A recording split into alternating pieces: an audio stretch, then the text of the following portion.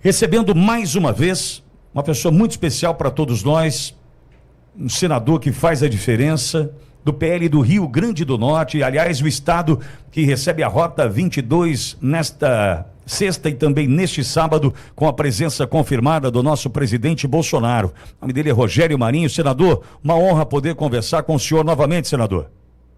Bom dia, Pitoli, bom dia a todos aqui da Rádio Ouro Verde, dessa audiência fantástica que você tem, né? Nós estamos realmente nos preparando aí para sexta-feira, amanhã já nós estaremos viajando para Natal, para aguardar o presidente Bolsonaro, que chegará lá a 5 minutos da sexta-feira, 00:05, né? E vamos fazer lá uma maratona com o presidente.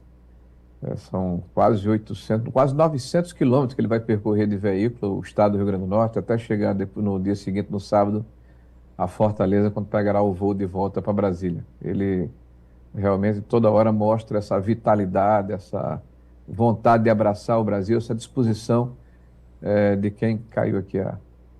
Não, tá perfeito. Tá bem? Tá perfeito, tô ouvindo o senhor. Ok. Essa disposição de quem realmente tem amor ao país e tem espírito público, né? Alguém que já está com 70 anos de idade, daí ele não gosta nem de dizer, né? Já que ele está chipado, né? Mas 70 anos de idade com uma disposição de menino. Agora, senador, eu entendo que é um momento fundamental estar ao lado do senhor, porque eu faço essa distinção, para a audiência entender. O senador Rogério Marinho foi eleito numa eleição agora em 2022 para o Senado, quando a opção do povo do Rio Grande do Norte, do povo potiguar, era um único senador.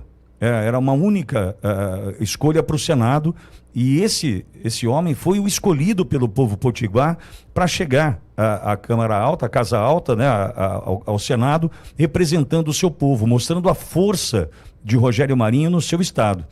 E entendo eu, senador, e me corrija se eu estiver enganado, que depois do que vivemos na Avenida Paulista, ali com o povo de São Paulo, capital, metropolitana, interior, estados próximos, né, do estado de São Paulo, enfim, ir para o Nordeste, num estado como o Rio Grande do Norte, e mostrar que ali, teoricamente, numa base da esquerda, o presidente Bolsonaro arrasta multidões, é uma estratégia e tanto, num momento muito importante para todos nós, viu, senador? Olha, Pitoli, hoje o presidente talvez seja, não, com certeza é o único político, o único líder popular no Brasil que tem a possibilidade de manter essa conexão com a população de norte a sul, né, de leste a oeste. Aonde ele vai, ele consegue comover as pessoas, contagiar as pessoas, e quem está próximo dele se emociona também, né, quando vê essa troca, essa sinergia que existe entre Bolsonaro e a população brasileira, que reconhece o fato de que ele, quando exerceu o seu mandato, ele foi fiel ao que ele se posicionou, aos seus posicionamentos enquanto candidato, né? A sua autenticidade, o fato dele não roubar, nem permitir roubar, não permitir o aparelhamento da máquina pública, não permitir que aqueles que sempre se apropriaram do Estado brasileiro tivessem um quião da administração.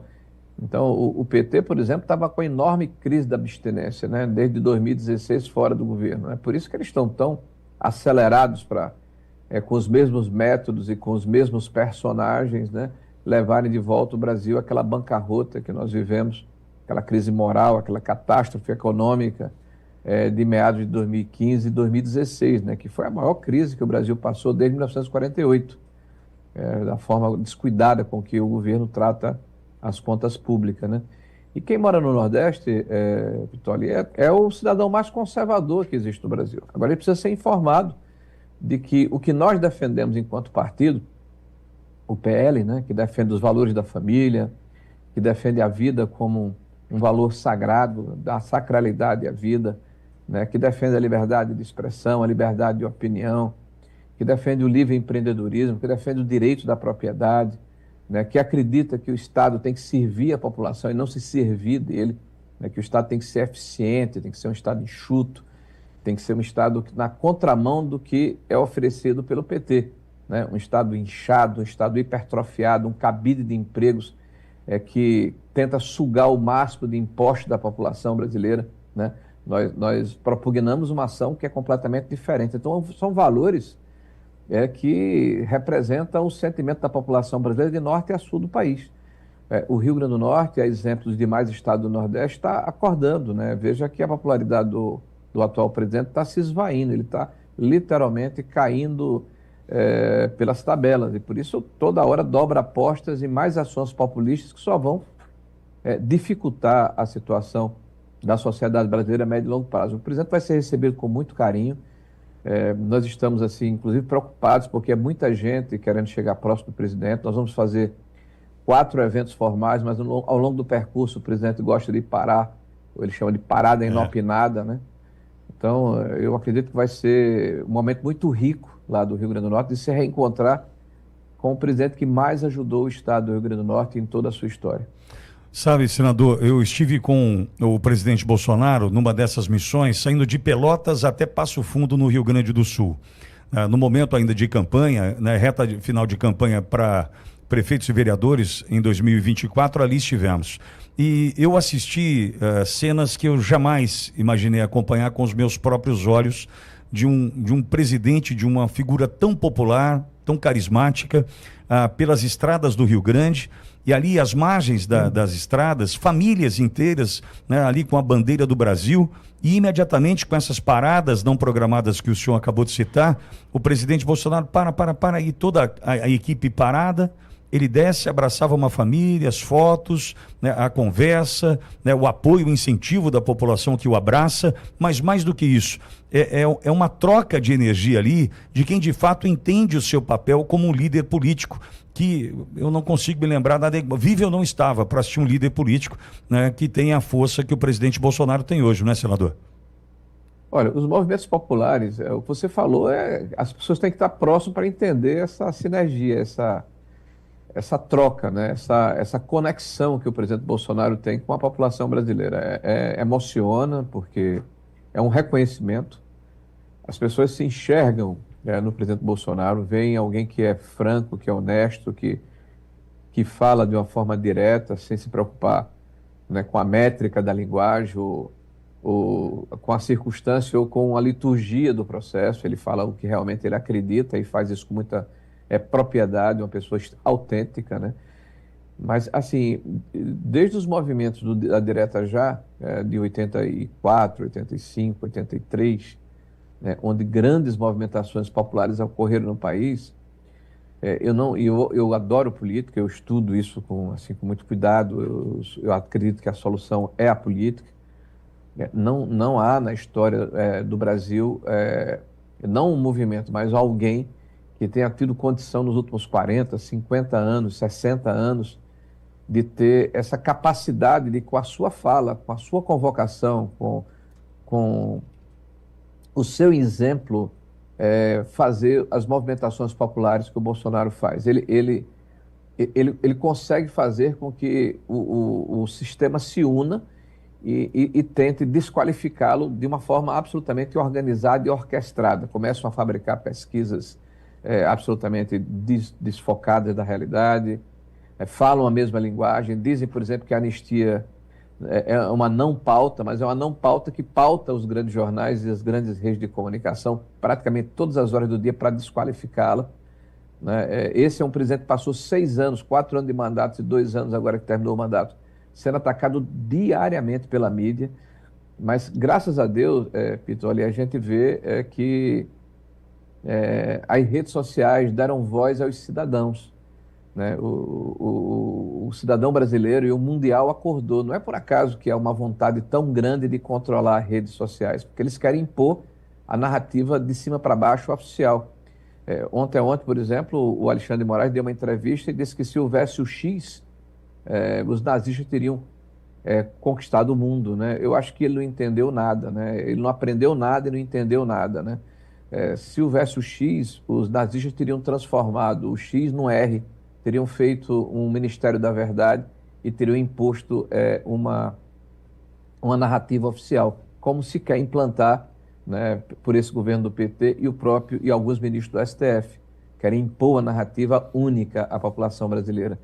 Então, quem consegue atrair centenas de milhares de brasileiros em ruas é o Bolsonaro. E eu estava lá na Paulista no domingo, como estive em todos os movimentos ao lado do presidente, né, pela sua liderança e pela nossa solidariedade ao grande brasileiro, que é o presidente Bolsonaro, e ao processo de anistia que contempla pelo menos 1.500 pessoas que estão sendo julgadas em escala industrial, né, sem individualização de culpa, sem o duplo grau de jurisdição, sem acesso ao amplo acervo de provas que foi reunida contra essas pessoas, em função de um crime impossível, né, um exército de brancaleone, de jovens, de crianças, de senhoras idosas, armados de bandeiras e de bíblias, né, não teriam nenhuma possibilidade de derrubar um Estado constituído do tamanho, da envergadura, da legitimidade que o Brasil é.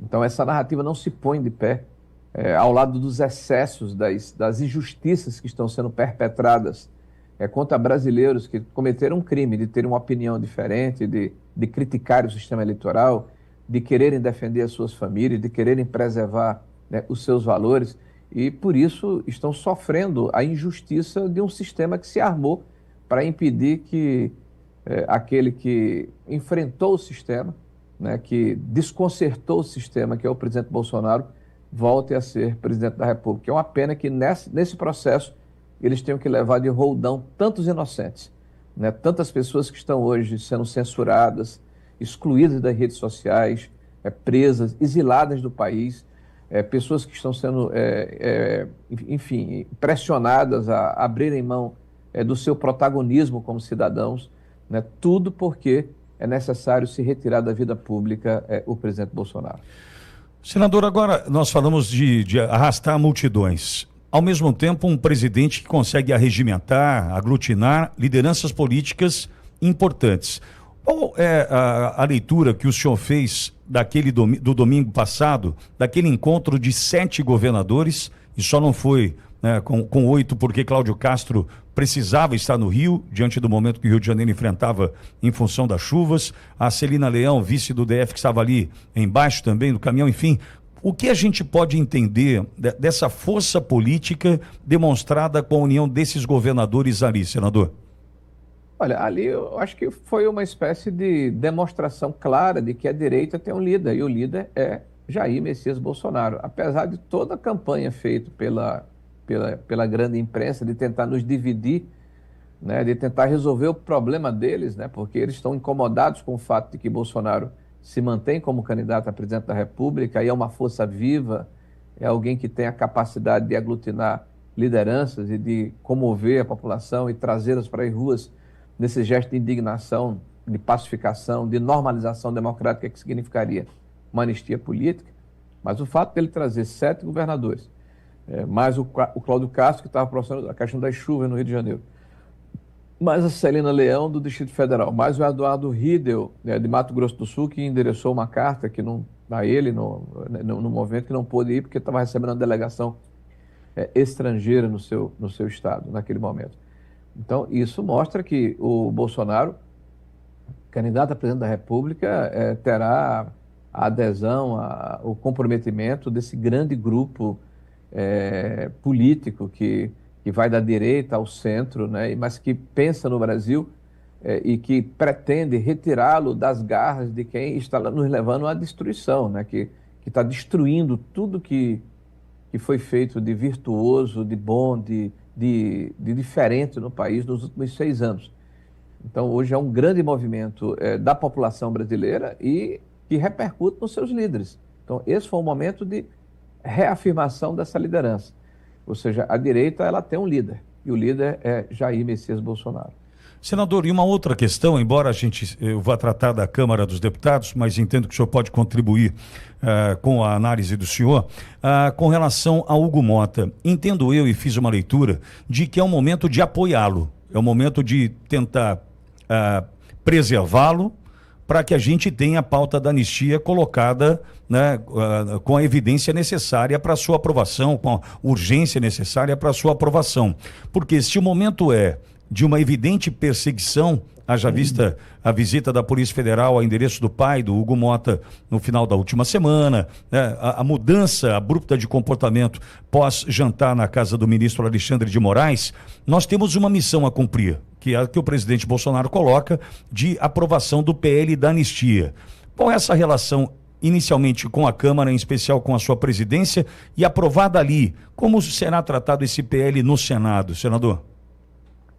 Olha, começando pelo final, com a urgência que a situação requer, né? Eu tenho tido conversas com o presidente Davi, né? Inclusive na presença de outros senadores, e ele se compromete, na hora em que chegar da Câmara, a colocar para tramitar o processo aqui, né? E é evidente que nós vamos buscar o apoio dos nossos pares para que o processo seja o mais rápido possível, porque um dia, para quem está fora de uma prisão, preso injustamente,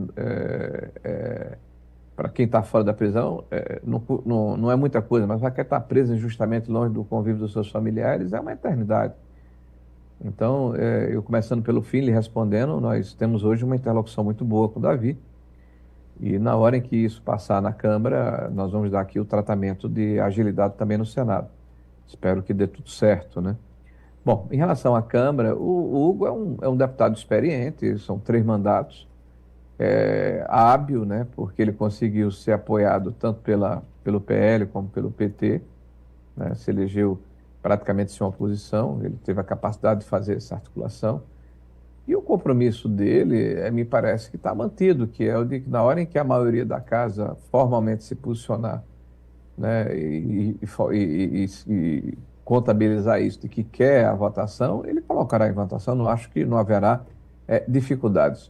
Até ontem à noite, acho que 225 deputados já haviam assinado o requerimento de urgência, são 257, porque apesar dos líderes não assinarem, nós estamos colhendo. Esse é um trabalho do deputado Sócio, do deputado Zucco, né, do deputado Nicolas, enfim, de todos aqueles que são, da Carol de Tone, que são líderes, ou que têm relevância e relacionamento dentro da Câmara dos Deputados, que têm colhido essas assinaturas dos seus pares. Nós temos tido a ajuda de presidentes de outros partidos, que eu prefiro não nominar aqui para não expô-los, né? Mas são pessoas que estão nos ajudando a coletar as assinaturas. Então, chegando a 257, a ideia é isso a ser colocado em votação logo depois da Páscoa, né? Seria depois do dia 20, 21, né? 21, 22 de abril, né? Então, terminando aqui no mês de abril na Câmara, e a vez do Senado. Aí, no mês de maio somos nós. E a ideia é, até o final do mês de maio, a gente concluir esse processo.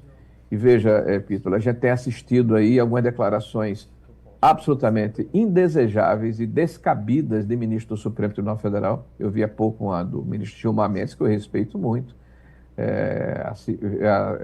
Li outra acho que do próprio Alexandre de Moraes, colocando que a anistia ela é descabida, que não é possível.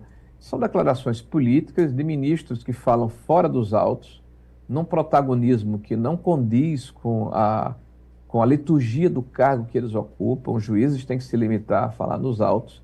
Essa distorção já acontece há muito tempo no Brasil, né? Essa situação em que ministros do Supremo Tribunal Federal agem como se fossem atores políticos, que na hora em que são contraditados se sentem afrontados, como se eles representassem a própria democracia brasileira.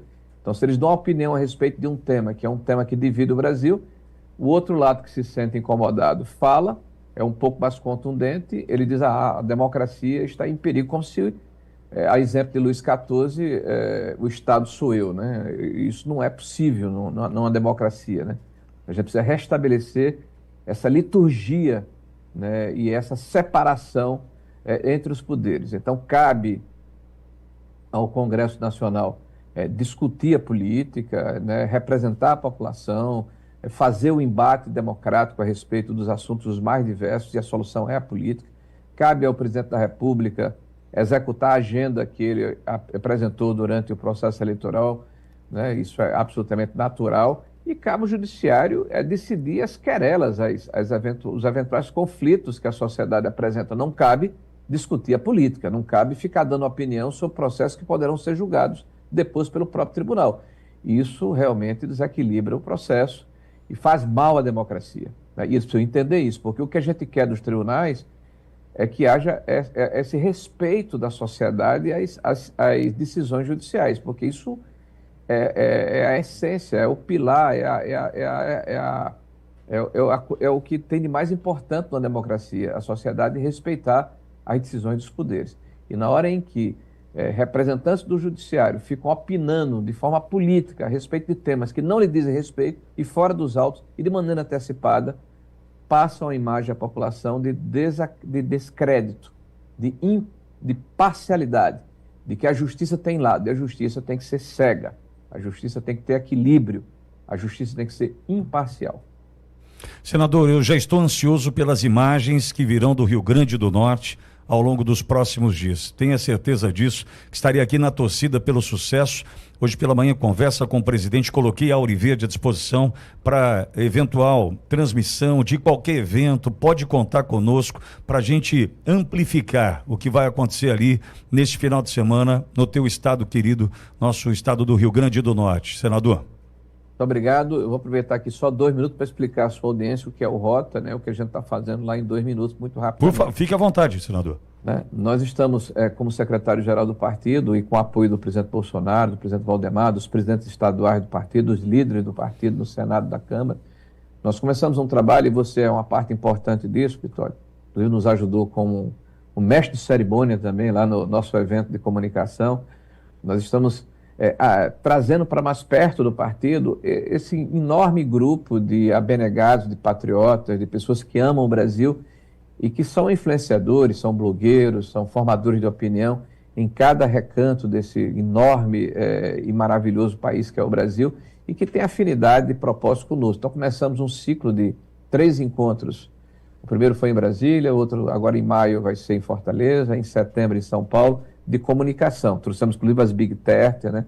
Mas trabalhando principalmente a área de comunicação, dos 6 mil detentores de mandatos eletivos que o PL tem hoje no Brasil. Nós somos o maior partido do Brasil e vamos crescer ainda mais porque nós representamos valores que dizem respeito, né, à sociedade brasileira e estamos tentando fazer isso de maneira orgânica, né? Vai ter o cenário de comunicação que você participou e nos ajudou muito. Nós estamos também trabalhando na questão da formação dos quadros políticos, aproveitar para fazer aqui o merchan da nossa Academia Brasileira de Política Conservadora, depois de mandar o material, se você de vez em quando puder nos ajudar para divulgar. Nós temos aí 14 cursos hoje lá que falam sobre o que é socialismo, o que é democracia liberal, o que é guerra cultural e por aí vai. São instrumentos, ferramentas para que a nossa militância tenha os conceitos fundamentais dos valores que nós defendemos para fazer a discussão no seu grupo social, na sua família, no seu ambiente de trabalho, enfim, mostrar por que nós defendemos o que defendemos e os exemplos históricos e os exemplos fáticos de que nós estamos do lado certo, né? E aí vem a questão do Rota, né? O Rota 22 é alusão ao PL, que é o maior partido do Brasil, que mais cresce, o que defende os valores que nós já referenciamos. Nós estamos percorrendo esse ano, que é um ano ímpar, né? 2025 não tem eleição, 7 ou 8 estados da federação com esse projeto, onde a gente pretende aprofundar essa conexão que o PL tem com a sociedade local, trabalhar os valores do partido, preparar o partido para as eleições de 2026, apresentar um projeto para o Estado, né, escutando as pessoas, apresentando as soluções, porque a crítica pela crítica ela é fácil de ser feita, e isso vai ser uma marca do partido, juntamente com o PL 60+, para pessoas acima de 60 anos, com o PL jovem, né, para pessoas abaixo de 30 anos, com o PL mulher, que representa hoje 52% da população brasileira, né, com os nossos setoriais e com os nossos diretórios envolvidos, para que o PL tenha uma rede de comunicação e de relacionamento com a sociedade como um todo. Nós vamos fazer, no ano de 25, 7, 8 estados, no ano de 27, que antecede 28, a gente quer chegar a 14 ou 15 estados, no ano de 29, que antecede 30, nós queremos chegar ao conjunto dos estados brasileiros, com essa ação, que é uma ação de proximidade e de perpetuação dos valores do PL junto à sociedade que se conecta conosco cada vez mais. Então, basicamente é isso, e o presidente vai abrir o Rota agora no Rio Grande do Norte, como irá abrir esse ano em vários outros estados da federação. Forte abraço, obrigado pela oportunidade que você nos dá, e parabéns pelo seu trabalho. Eu que agradeço, senador, e pode ter certeza que comungamos dos mesmos valores e princípios e lutaremos pela mesma causa sempre. Pode contar comigo e com a Auriverde, vai ser uma honra poder estar ao lado, ombreando contigo, senador, né, com o nosso presidente Bolsonaro e todos que pensam da mesma forma. Obrigado, viu? Um abraço. Obrigado, senador Rogério Marinho conosco.